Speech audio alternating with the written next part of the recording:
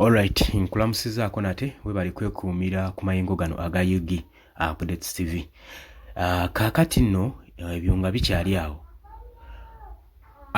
Abayeekera ba M23 bagenze maaso ne bakola obulumbaganyo obulala era ne bawamba ebitundu ebimu mu Democratic Republic of Congo. Lwaki kikola amawulire? Gye buvuddeko bazze bawamba obutundutundu obwaloolo obutawuntawuni nga tebifiibwako nnyo kubanga gubadde muze gwabwe. Naye kino kikoze amawulire era kyeraliikirizza nnyo amawanga naddala erya Kata. Lwaki? Bwe bagenze okuwambira ebitundu bino nga bagenda mu njogera bali mu kwegama mu peaceful talks. Njukira juzi baava ne balangirira ng'ebakkiriza okugenda mu peaceful talk okuteesa emirembe n'eggwanga erya Democratic Republic of Congo. Era nga bagenda kutuula wamu ne gavumenti ya Mwai Felix Tshisekedi basobole okuba nga bateesa ku mirembe bannansi basobole okuddamu okuba nga beeyagala. Naye newankubadde ebyo baabyogera kati mu process ng'egenda maaso ey'okutuula okuteeseganya emirembe bo bagenze maaso ate ne bakola obulumbaganyi ne bawamba obutundutundu obumu nga n'ekigendererwa kyabwe tekinnategeerekeka. Ebitundu ebiwambiddwa biri ku Lake Yokurek ne Katobotobo. Bino nno nga biroketingiddwa mu Nyama Boko. Groupement emu eya Oso Banyungu sector mu Masisi territories be bagenze maaso n'okuba nga bawamba ebitundu bino ebyaluke ne Katobotobo biwambiddwa era kati biri mu kontrol y'abayeekera bano aba M23. Nga bwe nkugambye kikoze nnyo amawulire kubanga kino babadde tebakisuubira kubaawo olw'ensonga nti nno bali mu nteeseganya, bali mu process eri mu dduha mu Kata basobole okuba nga bateesa okuzza emirembe mu Democratic Republic of Congo. Kakati balangiridde ng'ebagenze maaso n'okuwamba ebitundu ebimu era kati biri mikono gyabwe gwe mukwano gwange ali eyampuliriza.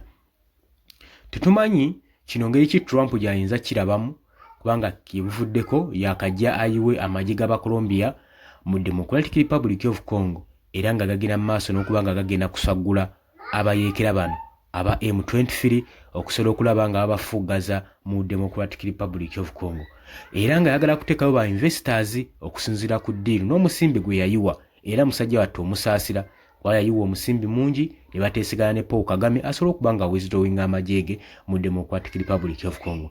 Jukira nti nno yo US saako n'ekitongole ekya United Nations kigenda maaso n'okulumiriza Paul Kagame nti yagenda maaso n'okufandinga abayeekera bano aba M23.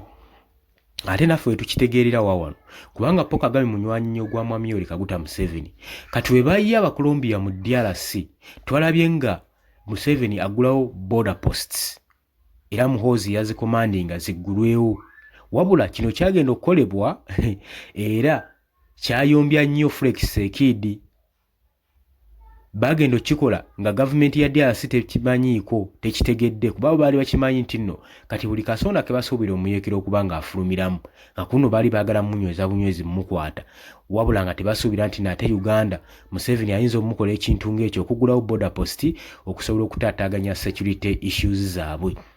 Era bagenda maaso n'okuba nga bakoowoola nga bagamba nti no buli diplomatic yabadde mabega w'ekikolwa ekyo wakukwatibwa kagenda mujjuutuka kubanga babanga abali mu lukwe olw'okutolosa abayeekera bano aba M23. Kakati Donald Trump yateeseganya ne Paul Kagame asobole okuwithdrawing amajege okugajja mu Northern Kivu mu DRC asobole okubeera nga ainvestinga ba investors be mu Democratic Republic of Congo emirimu gyene maaso n'okukwajja naddala eyo mu byalo ebijjuddemu minerals ogeza nga kotaani ne cobalt bibasinga okuddala okuba nga beetaaga kubanga bino bikola by'amasannyalaze. Ate kati okusinziira nti nno Trump ali mu kaseera yeesanze ng'ali mu kaseera ka ntalo, so electronic equipments ajja kuba azeetaagira ddala nnyo. Kale obuzibu bwawe buli tetumanyi Trump tyoba agenda vaayo akyakimpinze silence era nedduha okuva eri mu Kata tebanaba kubeera nga ba breaking silent ku nsonga eno ekoleddwa abayeekera bano aba M23.